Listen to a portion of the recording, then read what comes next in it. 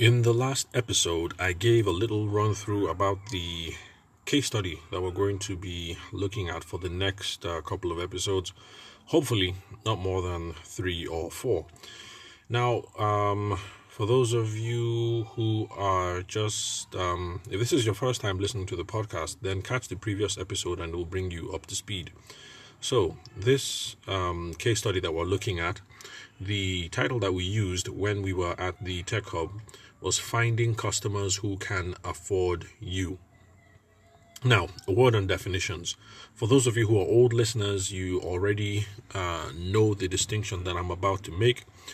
But in typical parlance, I use these terms interchangeably. Customers, prospective customers, prospects, clients. I use these words interchangeably, even though they don't all mean technically the same thing. Now, the reason why I do that is because a lot of people that we run into during these sales clinic sessions, or people who are finding this podcast for the first time, are not necessarily into splitting hairs when it comes to these sorts of definitions. So whenever they talk about customers or clients or prospects, depending on the context, sometimes they all mean the same thing, and so I just continue speaking about it that way, even though it doesn't mean the same thing. Now, this will explain what it is that I mean. So, in the proper term of thinking about customers are people who have bought from you in the past, and people that you have reasonable certainty that will keep on purchasing from you in the future. So, using that definition of customers, you can see that technically speaking, that was not the right word to use in the title, because the way that the title is phrased, it sort of assumes that the people that you're running after are people who are going to be doing business with you the first time. They've never done business with you before. But then again, the fellow who got in touch and who had the question, the word that he used was customers, and so I just kept it that way, and I used all those terms interchangeably. So remember, customers have bought from you in the past and are going to do some more business with you in the future. You have some reasonable certainty about that. Now, customers and clients, I also use the term those terms interchangeably. I use customers for business to consumer scenarios. That's where you're dealing with the average retail person. I use the word customer. But then when you're dealing with business to business scenarios, one business dealing with another. So let's say if AXA Mansard Insurance was doing business with Zenith Bank, and they do so on a sustained basis, then I would use the term client. So that's the distinction that I make, the working distinction that I make. Okay, so now that we're done with the terminology, even though I'm going to say customers throughout the whole point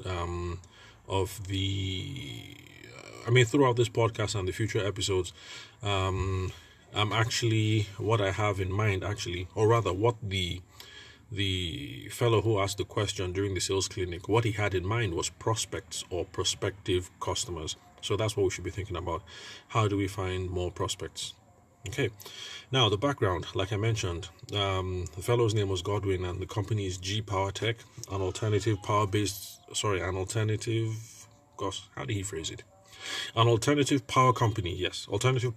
based in Lagos, Nigeria. And they deal in self-described premium products. That's how he described it. And the process is entirely client spec driven. So in other words, in that industry, the whole process is driven from a highly technical understanding of what the client's needs are.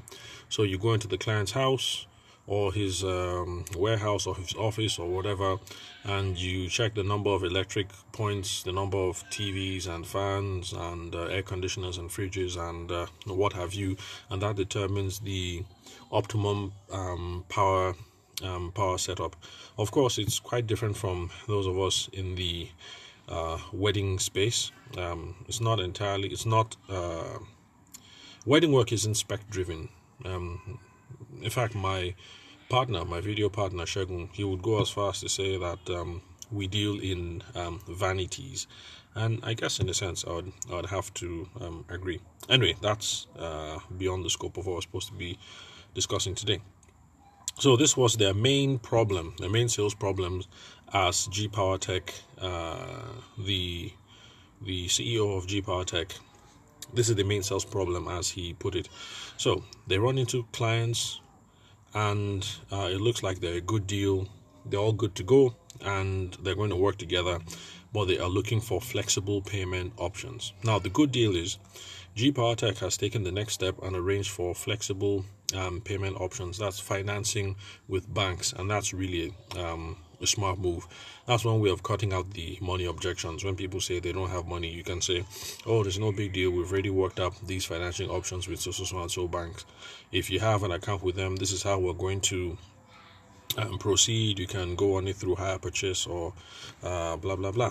Of course, those options are not available to we wedding professionals, but anyway, just bear with me. Eventually, we're going to get to points of similarities. So the question then for G Power Tech was, how do you find clients who can afford your products easily without having to resort to bank financing? Because the way that they would hit the money objection would be to say, don't worry, we've got bank financing.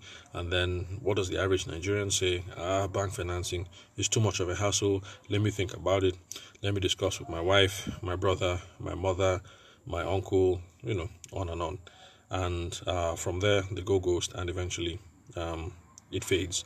And then the second question posed by G Power Tech was, since sales and marketing is quite the hassle, and yes, it can be a hassle, should you outsource your sales and your marketing? In other words, should you bring in salespeople to be responsible for selling your solutions? Now, that's one point of similarity that that's one point of commonality that we have with our brother G Power Tech. Some people wonder, selling is a hassle, marketing is a hassle. Can't I just take the pictures and get somebody else to sell the wedding photography? In fact, there's a popular wedding photographer, I've forgotten his name, this Indian American guy. Oh boy, can't believe I've forgotten his name. I really should start writing some things down before we hit record. Anyway, but there are lots of photographers in America who wedding photographers in America who follow this model. So they have a partner, and you, the photographer, are the artsy person, and then the other person is the numbers person, the business person who handles all the sales, the marketing, and everything else.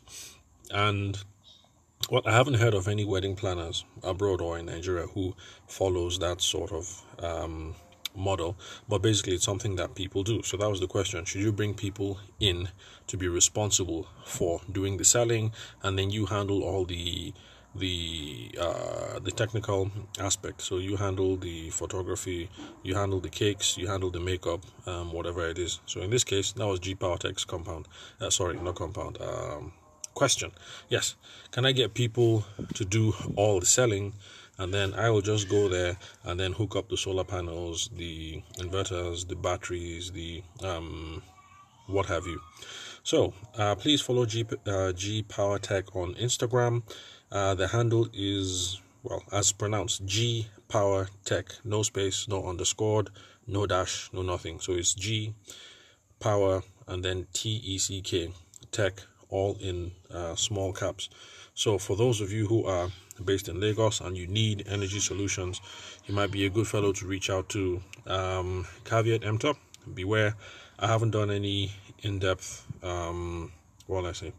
review or validating of the guy, so please proceed as you would cautiously normally. Don't take this as a blanket endorsement of the fellow, but I'm just saying that since he was kind enough to allow us to use this case study, the work that we did for him on this, I figured I might as well just talk about his business and maybe hopefully bring some eyeballs his way. So before we get into the question of how to get prospects who can afford you, or whether you should outsource your sales solution, we have to have an overview of the sales process. Now remember, for those of you who've been listening from the beginning, and if you haven't, and this is your first episode, it's my opinion and the opinion of a couple other sales professionals out there that we all need to have a sales process. Sales has to be process driven. If you're going to keep freestyling and relying on toasting techniques and your innate wonderful personality, selling is going to be exhausting, because you'll have to come up with a new playbook every single time that you are speaking with a new prospect. But if you have a mental framework, a sales process, whether memorized in your head or written down, that you're following all the time, then sales can become rote. That means you don't have to think too much about it. And that also has one advantage in that you can be much more critical when selling, because you have an idea of which stage you're at, what the focus, the goal of that particular stage should be, what the outcome should be, and how you can move people along from the first hello to tying the deal with them, and then they make a deposit and or cut you a check. So before we begin, I'm just going to have a rough overview of what the sales process is, or what the sales process could look like. Now, you will find as I run through these stages that they apply, or rather they can be applied across most industries. So even though you are a wedding photographer or a wedding planner or a makeup artist, you will find that the process, the backbone of the process will be the same for you as is the same for G Power Tech. So sales can roughly be divided into, and please remember, this is a rough generalization, because you're going to listen to a couple of other podcasts, maybe pick up a book or two, or maybe, one of your younger brothers or sisters is studying marketing right now in the university, and so of course I'm going to say no, this is what my prof said. So this is just a rough generalization. The idea is basically the same, even though the names and the order may change. So the first stage is prospecting and canvassing. The next stage is qualifying. After that we have discovery. It's only after you're done qualifying and then discovery that we have a presentation and you give what your solution is going to be. And then the final stage is the commitment or the close. So let me run through that again one more time. Prospecting or canvassing, that's the first stage. After that, qualifying. After that, you have a discovery process. After that, we make a presentation and our solution, and then after that we secure this commitment, and then we get the people to go into the close. So I'll just wrap it up here, and the next time that we hit record on the podcast, we're going to be exploring in fairly limited detail what these terms mean. What is prospecting and canvassing? What is qualifying? What is discovery? What is a presentation? And what is commitment or the close? So we'll flesh those out a little bit. Of course, for those of you who've been listening from the jump, I know you're familiar with some of those terms, especially since we have explored qualifying frameworks in the past. But for those of you who this is your first episode, or if you're an absolute newbie, then enjoy the ride, and we'll go into some more detail in the next episode. So thank you very much, guys, for listening to the Sales for the Nigerian Wedding Industry podcast. I'm your host, Abuja-based wedding photographer. I'll catch you guys on the next episode.